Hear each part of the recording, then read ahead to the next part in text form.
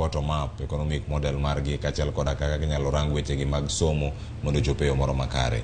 Nyalo kawo gi thuolo maromo nade mondo mi jopuonj gi chope yo moro makare. Koso gima nyalo donjo kata sirkal mabiro tok sirkal mabende biro bedo kanyo yiero mar higa ma 2027. An kaka nene to kendo wacho ne gichako maber. Ma ka gi maintain to nyalo kawo gi higni 4 to wanyalo bedo ni wa bridge the gap nikech sani kanyocha gikawo 32,000.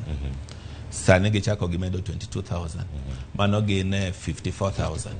A shortage man 111 gin gi about 60,000, let me say 70,000 mapok gitimango mapok gindiko. Koro ka gidhi gi kaka gitime iga ka iga ka gikete budget ne gidhi kawo mokalo ne 20,000 to mano nyiso ni bang' higni 4 to gap manitie ni gidhi ka gitieke, which will be a very good thing.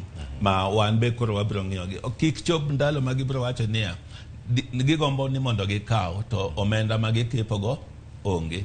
Koro gin nyaka gibeda gi financial plan education sector maber ma ensure ni gima ne gichako nyaka gitieki.